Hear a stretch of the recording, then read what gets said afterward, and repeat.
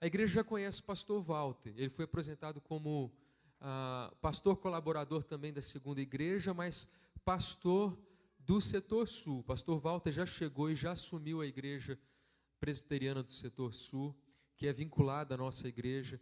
Então, o pastor Walter, na ausência do pastor Honório hoje, pastor Honório, para quem não sabe, ele está na reunião do Supremo Concílio em Aracruz. Aracruz, não é, tia Jaque? Aracruz. Então, é necessário nós orarmos pela vida do pastor que está em viagem e em reunião do Supremo Concílio, orarmos por essa reunião do Supremo Concílio que direciona muitos assuntos que refletem na vida da nossa igreja local, bem como na vida dos pastores, de toda a igreja, e também orarmos pela vida do pastor Walter. O pastor Walter não terá um trabalho fácil, ser pastor de uma igreja, ainda mais naquele bairro, ali naquela região, não é fácil. Ser pastor em qualquer lugar não é fácil, mas ali naquele lugar, de uma forma específica e especial, é um desafio muito grande.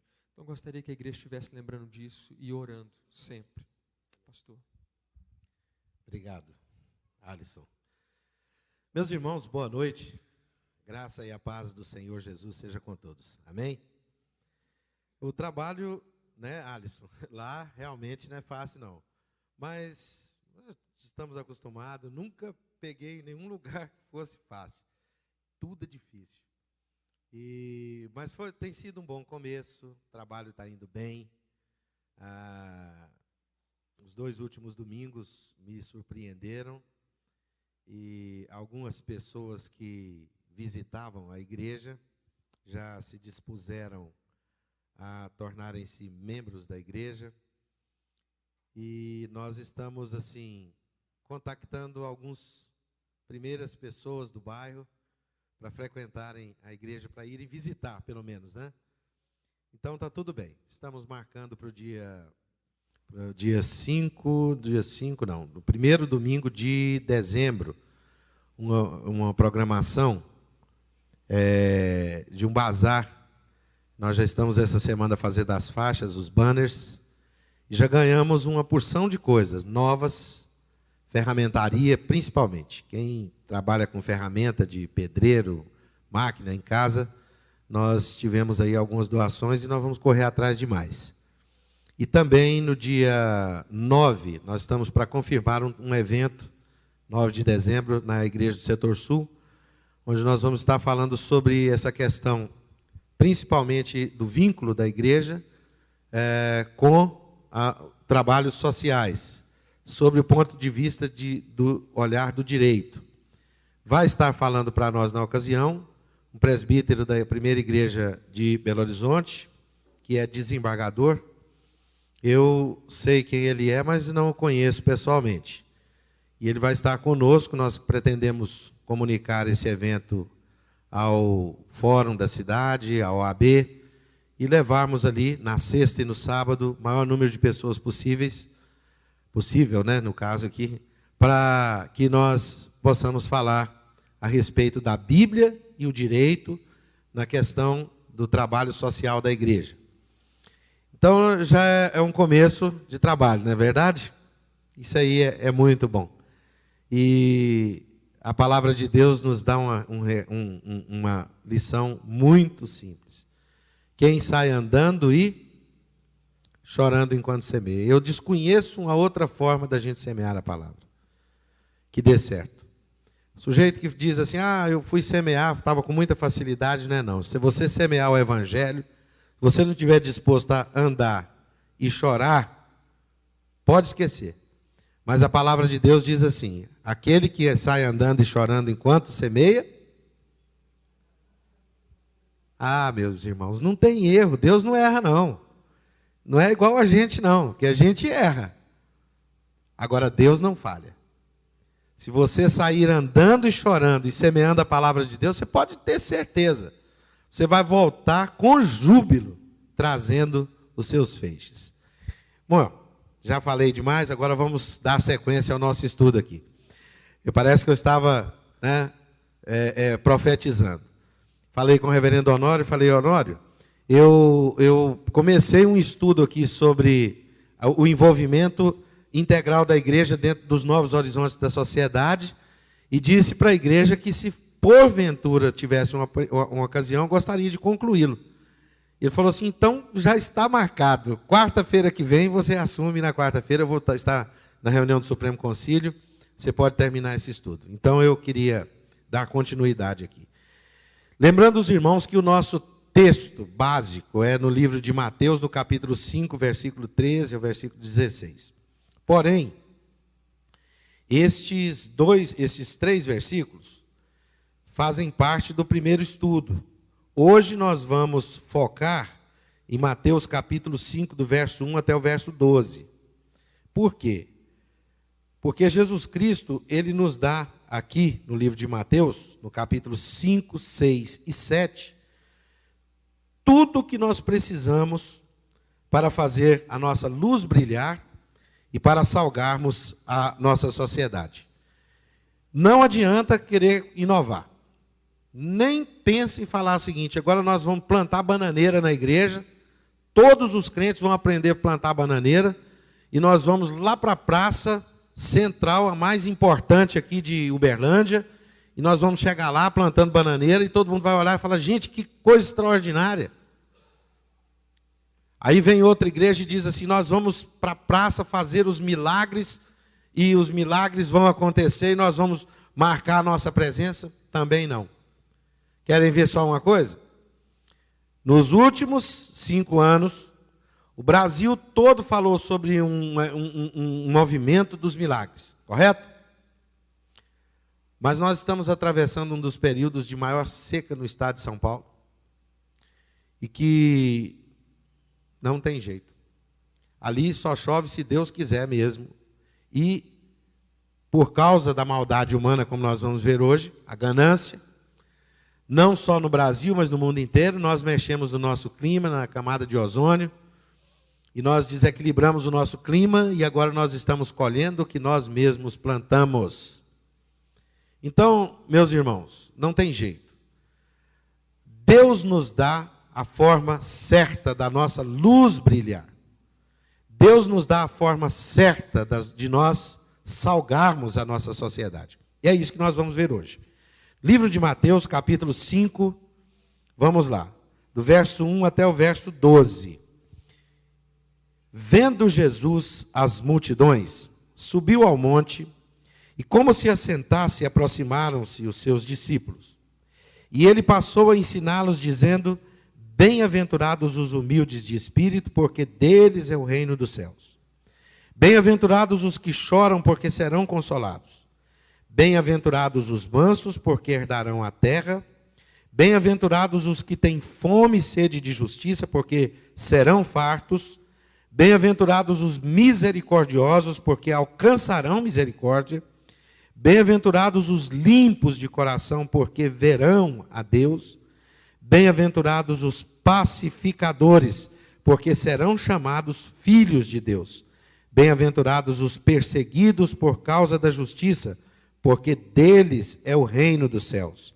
Bem-aventurados sois quando por minha causa vos injuriarem e vos perseguirem, e mentindo disserem todo mal contra vós.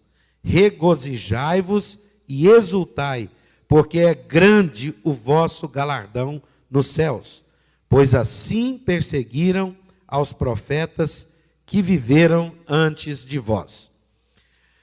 No nosso último estudo, nós lemos, vós sois o sal da terra, e se o sal for insípido, como lhe restaurar o sabor? Vós sois a luz do mundo, e não se esconde uma cidade edificada sobre um monte. Assim resplandeça a vossa luz diante dos homens, para que vejam vossas boas obras e glorifiquem ao Pai que está nos céus. Falamos do mundo, que é um ambiente mutante. Analisamos o nosso antigamente, os nossos novos horizontes. Vimos a diferença que existe do método da nossa sociedade hoje. Nós falamos sobre o lugar da igreja cristã na história e na evolução, no desenvolvimento da sociedade. E pontuamos algumas coisas importantes no último estudo. Nossos problemas sociais são prisioneiros do nosso passado. Os dilemas da alma do homem de hoje estão associados ao enredo da história de bênçãos e maldições que nós temos na palavra de Deus, que a nossa espiritualidade é produto da nossa religiosidade que herdamos das pessoas que nos colonizaram. Eu nem cheguei a falar, mas o motivo do porquê que você já perguntou que nós usamos terno e gravata para poder distribuir, participar, porque nós fomos colonizados por um povo americano, porque se nós tivéssemos sido colonizados pela igreja africana, nós não estaríamos usando. E assim por diante. Então tem uma relação muito grande. Evidentemente, existem fatores também espirituais que não só atingem o nosso continente, mas todo mundo. E sociedades são formadas por seres falhos. E por isso existem falhas nas sociedades. E você pode dizer o seguinte, pastor, mas dentro da igreja, que é uma sociedade, não existe falha. Claro que existe. Se você disser assim, eu vou entrar aqui na igreja porque essa igreja não tem falha, não tem problema, pronto, se você entrar, começou a ter problema. Observa que a nossa natureza, nós carregamos isso. Então não existe um lugar. Tem umas pessoas que saem da igreja e vão para outras igrejas e quando chega lá começa a falar assim para o pastor. Eu estou vindo aqui porque a igreja onde eu estava não tinha amor. Aquela igreja não é ruim. Pastor, tal, etc., tem muito pecado na igreja. Quando eu ouço isso como pastor, eu fico calado. Claro, já vou dar meu recado. Fico quietinho, não faço comentário nenhum.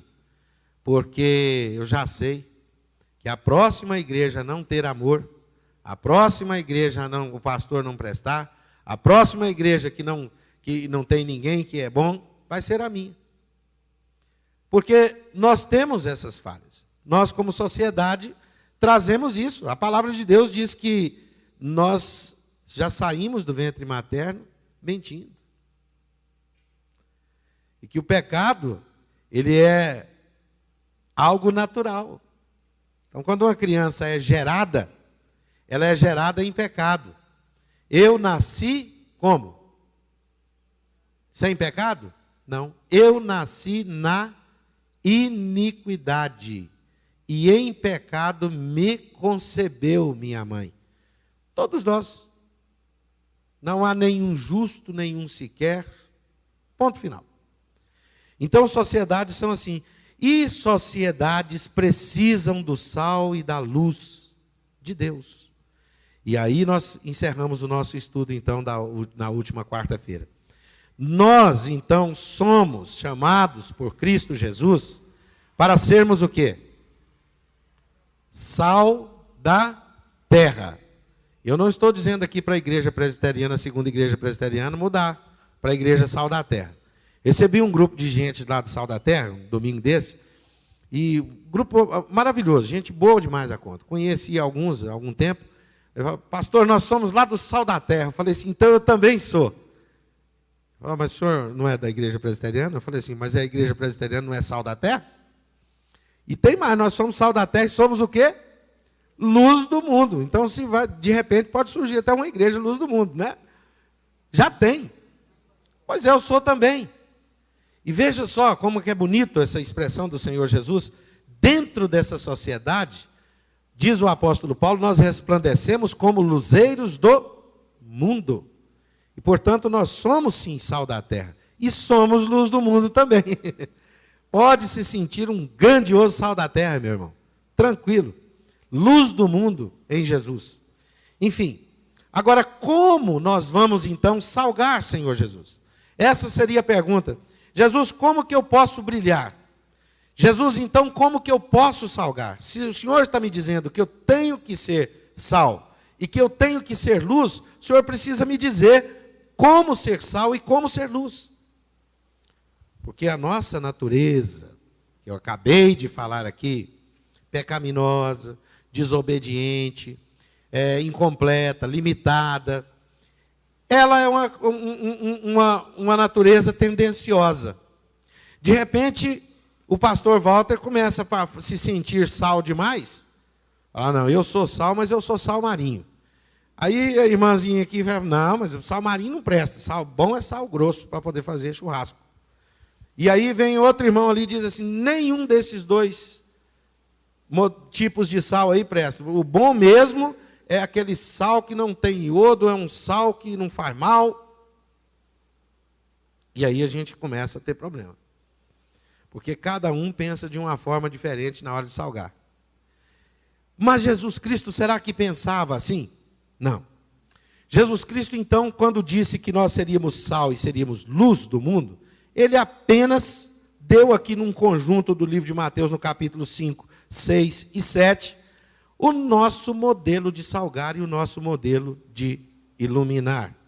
Então, esse texto que eu li com os irmãos, ele nos fala a respeito disso.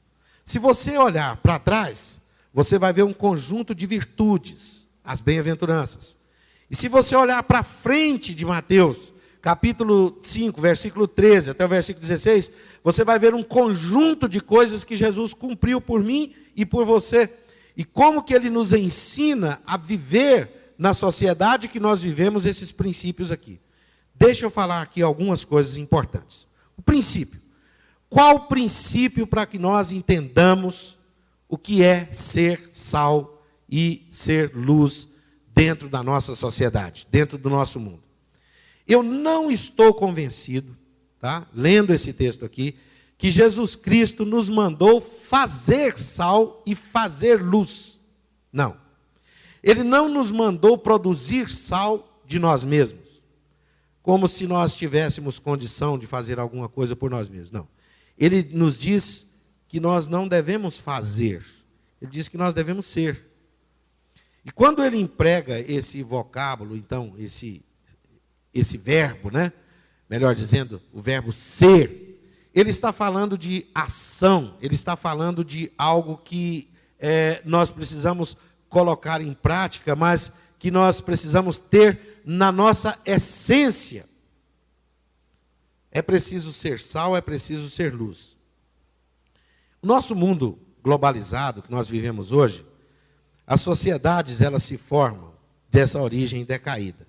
Então, ser sal e ser luz, existe uma grande dificuldade. Por exemplo, você pode tentar ser e fazer o bem. Fazer o bem, né? Fazer.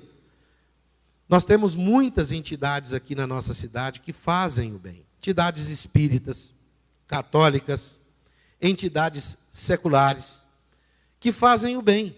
Você pode andar nos bairros aqui e você vai ver centros comunitários. Você vai ver estruturas políticas que fazem o bem. Fazem. Então, observe uma coisa. Jesus não está nos mandando fazer o sal ou fazer a luz. Ele está nos dizendo que nós devemos ser sal e ser luz. Eu não estou com essa palavra tirando a sua responsabilidade de fazer, absolutamente. Estou dizendo que você tem que, antes de fazer qualquer coisa, você deve ser.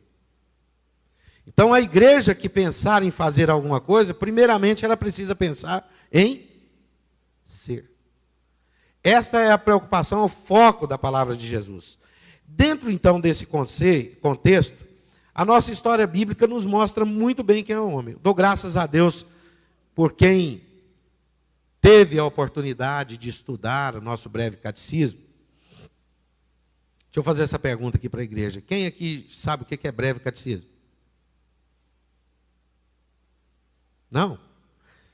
A igreja católica tem o catecismo, né? Quando a gente se converte a Jesus, a gente pensa assim, eu não quero saber desse negócio de catecismo, não, porque esse negócio é coisa de católico. Sabe o que significa catequese? Ou catecismo? É ensino, gente. Não tem uma palavra que não tem mistério, só porque é do latim. Significa ensinar. Então, o nosso ensino presbiteriano, chamado de breve ensino, breve catecismo. Não precisa ficar com medo dessa palavra. Tem um outro nome feio pra caramba que a gente dá para a classe de pessoas que estão aprendendo a estudar a Bíblia. Quem sabe o nome dessa classe? Catecúmenos. Meu Deus do céu, primeira vez que eu ouvi essa palavra, o pastor falou assim, não, Walter, você vai para a classe de catecúmenos. Eu não sei o que eu achei naquele momento, eu sei que eu não queria ir de jeito nenhum. Falei para minha mãe, eu não vou para essa classe, que nome feio é esse? Catecúmenos. Você vai descobrir que os catecúmenos são aqueles que estão aprendendo, iniciando e aprendendo as coisas básicas. Então, dentro do breve catecismo, que não tem mistério nenhum, não precisa a gente ter medo dessa palavra, nós aprendemos lá no breve catecismo assim que Deus, quando criou o homem, antes desse homem viver e constituir sociedades, Ele criou o homem com um único propósito. Quem sabe? Para a sua própria glória. O que mais? Para seu louvor. Opa, melhorou. Também, é tudo certinho. Mas o breve catecismo, estudando todos esses detalhes na Bíblia, colocou lá assim, os teólogos que estudaram isso aqui. Qual a finalidade principal do homem? Então a resposta vem logo a seguir. A finalidade principal do ser humano, do homem, é glorificar a Deus e gozá-lo para... mas agora você vai ver a dificuldade. Isso é o que todo ser humano do planeta Terra deveria fazer. Os mais de 2 bilhões de seres humanos no nosso planeta. Mais de 750 mil pessoas de Uberlândia.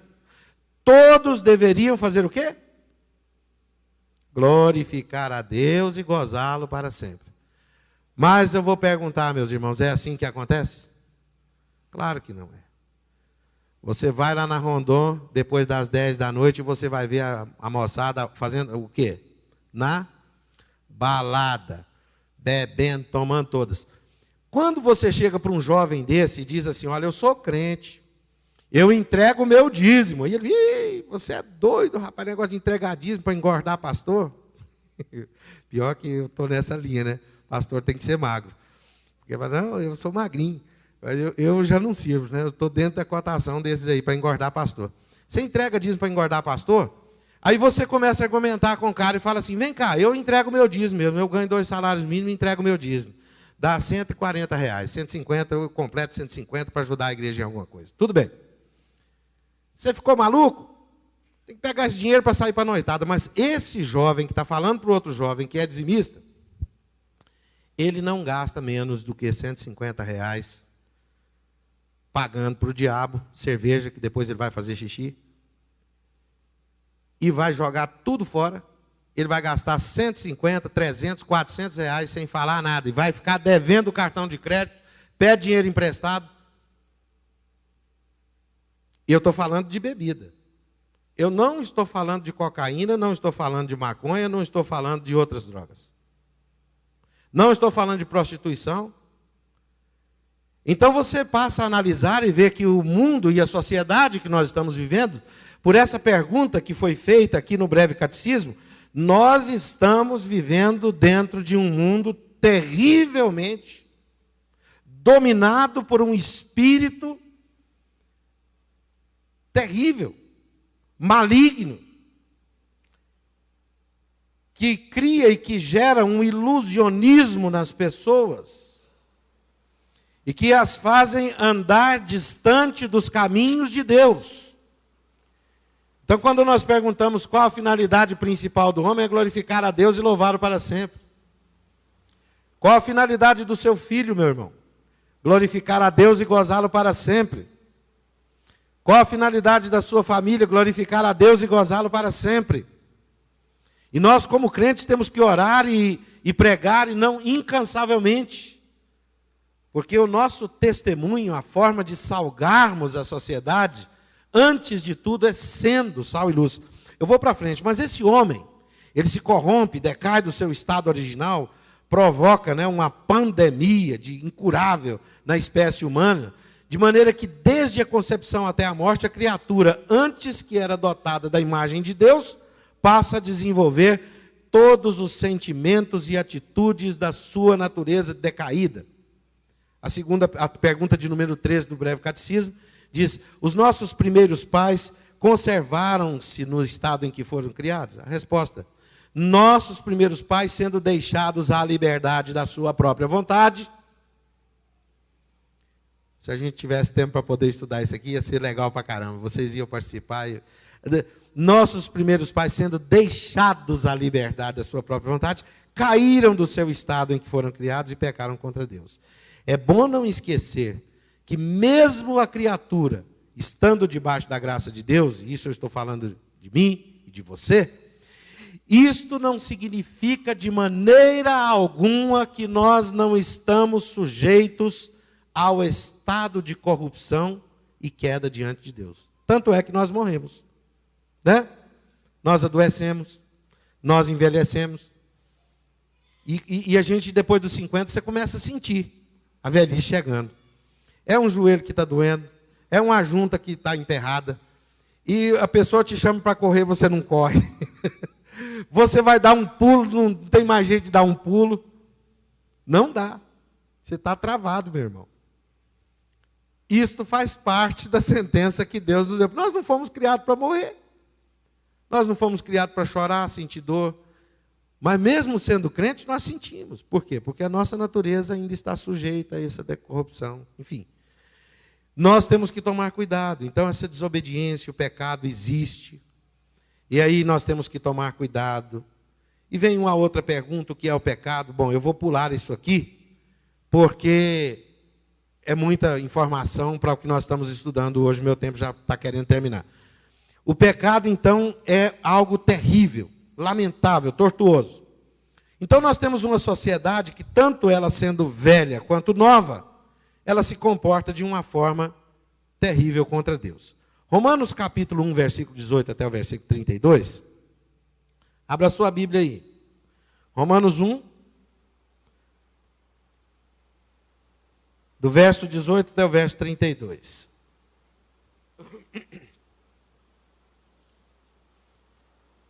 Vamos lá. Diz assim a Bíblia: a ira de Deus se revela do céu contra toda a impiedade e perversão dos homens que detêm a verdade pela injustiça, porquanto o que de Deus se pode conhecer é manifesto entre eles, porque Deus lhes manifestou, porque os atributos invisíveis de Deus, assim como o seu eterno poder, também a sua própria divindade, claramente se reconhecem desde o princípio do mundo, sendo percebidos por meio das coisas que foram criados. Tais homens são, por isso, indesculpáveis, porquanto, tendo conhecimento de Deus, não glorificaram como Deus, nem lhe deram graças, antes se tornaram nulos em seus próprios raciocínios, obscurecendo-lhes o coração insensato. Inculcando-se por sábios, tornaram-se loucos, mudaram a glória de Deus, do Deus incorruptível, em semelhança da imagem de homem corruptível, bem como de aves, quadrúpedes e répteis. Por isso, Deus entregou tais homens à imundícia, pela concupiscência do seu próprio coração, para desonrarem o seu corpo entre si, pois eles mudaram a verdade de Deus em mentira, adorando e servindo a criatura em lugar do Criador, o qual é bendito eternamente. Amém. Por causa disso, entregou Deus às paixões infames, porque até as mulheres mudaram o modo natural das suas relações íntimas, por outro, contrário à natureza. Semelhantemente, os homens também, deixando o contato natural da mulher, se inflamaram mutuamente em sua sensualidade, cometendo torpeza homens com homens e recebendo em si mesmos a merecida punição do seu erro. E por haverem desprezado o conhecimento de Deus, o próprio Deus os entregou a uma disposição mental reprovável para praticarem coisas inconvenientes, cheios de toda injustiça, malícia, avareza e maldade, possuídos de inveja, homicídio, contenda, dolo, malignidade, sendo difamadores, caluniadores, aborrecidos de Deus, insolentes, soberbos, presunçosos, inventores de males, desobedientes aos pais, insensatos, pérfidos, sem afeição natural e sem misericórdia. Ora, conhecendo eles a sentença de Deus, de que são passíveis de morte os que tais coisas praticam, não somente as fazem, mas também aprovam aqueles que assim procedem. Parece que Paulo está vivendo no mês de novembro de 2014, não é verdade? Porque se um pai hoje resolver corrigir o seu filho, e o filho der queixa do seu pai, ele está na lavoura. Vai preso. Não pode. Se você entrar numa sala de aula e for professor e você chamar a atenção de um aluno, pronto, você vai pagar a indenização por danos morais. Ele pode estar fazendo a coisa errada, mas você, professor, não pode. E se tocar nele, direitos humanos vêm em cima de você. Nós não temos mais. Nós vimos isso aqui na última vez. Questão cívica, moral, religiosa. Nós perdemos. A nossa sociedade hoje ela é dirigida pela filosofia da Rede Globo. E eu não preciso nem fazer nenhum comentário sobre isso, para mostrar que isso que a Bíblia está falando aqui, antigamente, está mostrando a realidade do que nós vivemos hoje. Nenhuma novela hoje da Rede Globo pode ir ao ar se você não tiver um casal homossexual. Mesmo que a Bíblia diga o contrário. A nossa sociedade é obrigada a engolir tudo isso. Então, amados, nós estamos imersos também no meio político corrupto, onde as pessoas que roubam e mentem, elas se dão bem.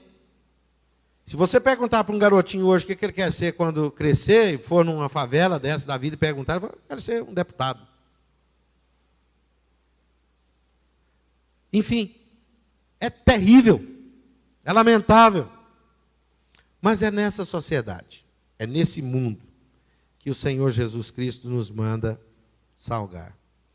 Então, qual o primeiro conjunto de valores que Jesus Cristo nos dá para que possamos salgar esse mundo? Será que comprando uma metralhadora e matando todo mundo nós vamos resolver o problema? Não, acho que João tentou fazer isso, né? Jesus pregou na cidade de Nazaré, ninguém atendeu a pregação de Jesus, ninguém. O discípulo do amor, que era João, chamado discípulo do amor, chamou Jesus à parte e falou, Jesus, o senhor quer que nós peçamos que caia fogo do céu e consuma essa cidade? Quem se lembra da resposta de Jesus? Não é por força, nem é por violência, mas pelo meu Espírito, diz o Senhor. Então há um chamado para nós, na sociedade que nós vivemos, que nós como crentes e como filhos de Deus, devemos ter um conjunto de valores diferentes, para que nós possamos ser diferentes. E como é que eu posso ser diferente? Será que pegando, por exemplo, tipo assim, vou pegar o lema da igreja presbiteriana, uma bandeira da igreja presbiteriana e vou sair na rua, né? Aqui, gente, ó, sarça ardendo. E vem lá um irmão da Assembleia de Deus aqui, ó, a minha sarça arde mais ainda, que o fogo de vocês é verde, meu fogo é vermelho. Aí vem um outro irmão lá, não, vocês dois estão errados. Aqui eu tenho uma bandeira melhor da minha igreja, que a minha igreja é uma comunidade do sapato de fogo, da canela de fogo. Isso vai fazer diferença? Não. Agora existem um conjunto de valores que Jesus Cristo deixou que pode mudar o mundo, pode passar, pode acontecer o que acontecer. Isto vai contar e vai fazer diferença na vida cristã, na vida de uma igreja, do povo de Deus. Nós então vamos olhar para trás do texto. Vamos ver aqui, Jesus Cristo nos dá 8 características, 8 coisas, 8 virtudes que caracterizam o nosso ser na sociedade. Primeiro, Jesus Cristo diz assim, olha, felizes, bem-aventurados são os humildes de espírito. Aprender a ser humilde. Queria muito até o reverendo John Stott escreveu sobre isso, detalhe por detalhe, muito interessante. Mas não é para fazer aqui agora. Mas você precisa ser, eu preciso ser humilde de espírito. A Bíblia diz que a humildade de espírito tem uma promessa. Bem-aventurados os humildes de espírito, porque deles é o reino dos céus. Então, se você é um cristão arrogante, você viu aqui no livro de Romanos a arrogância? Você não está sendo humilde de espírito. É desobediente, arrogante, brigão, intemperante. Como é que você vai salgar a sua sociedade? Como que você vai ser sal dentro da sua igreja? Como que vai ser sal no seu trabalho? Então, para ser sal e luz, para mudar alguma coisa na sociedade, começa com a temperança. Eu preciso ter humildade de espírito.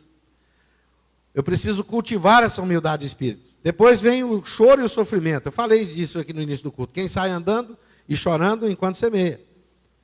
Fazer o trabalho de Deus não é fácil, não. Semear o evangelho é difícil. Chorar muitas vezes quando você não for aceito, não for compreendido.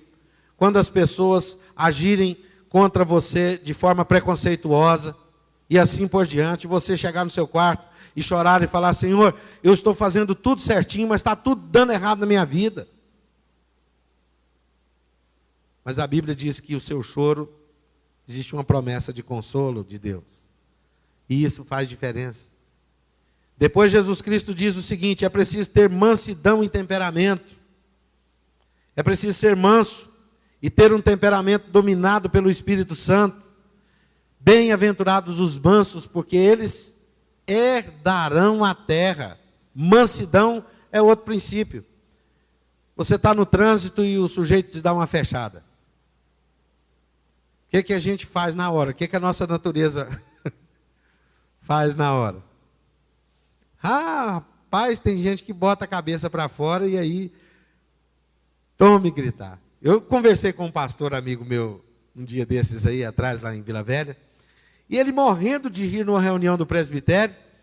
Falei: o que você está rindo, Epaminondas? Ele falou assim: rapaz, eu passei pelo Gediel, ali ele vai chegar aqui daqui a pouco. E dei uma fechada nele. Ele me xingou de tudo que era nome, mas ele não viu que era eu, não conheceu o meu carro. Além dos sinais que ele fez. E eu estou rindo, morrendo de rir. Daí a pouco chegou o irmão Gediel, com a Bíblia, todo crente, né?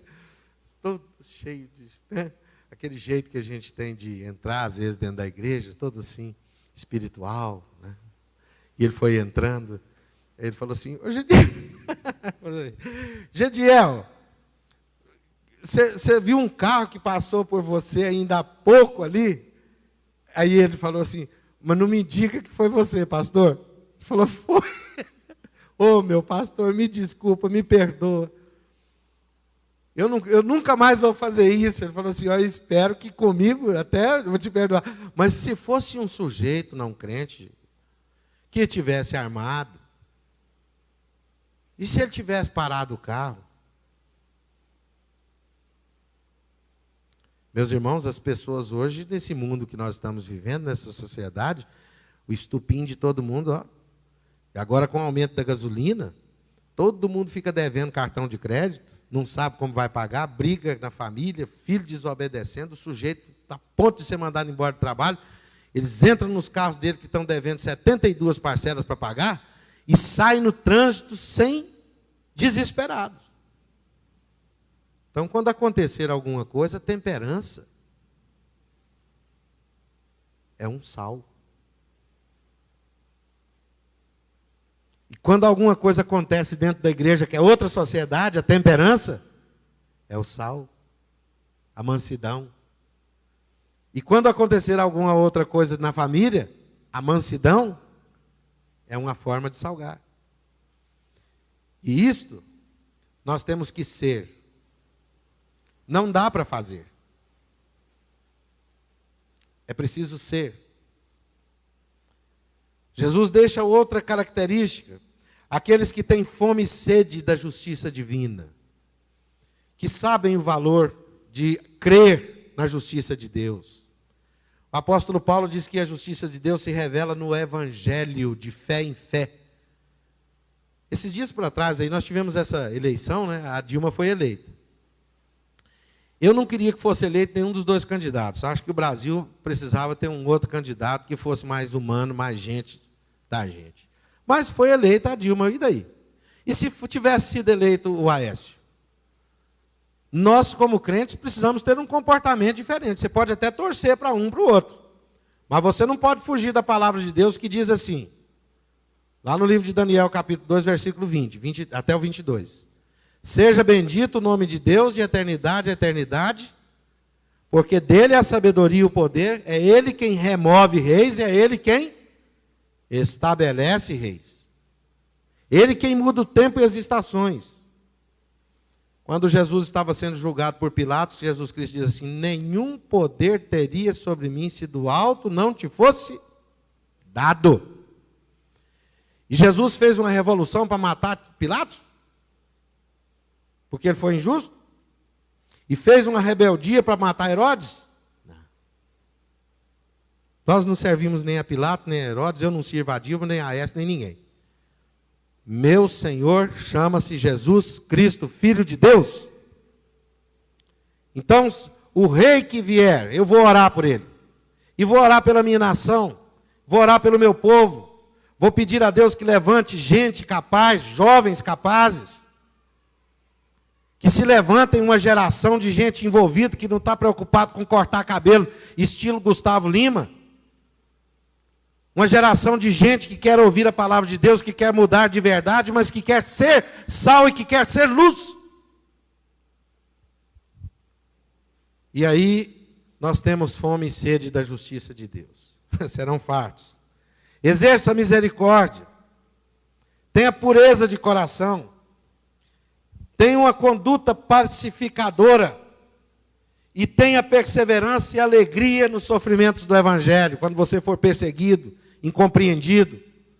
Continue alegre, firme, perseverante, porque aquele que persevera até o fim será salvo. Eu vou encerrar hoje aqui a minha palavra, e eu queria fazer um desafio a você.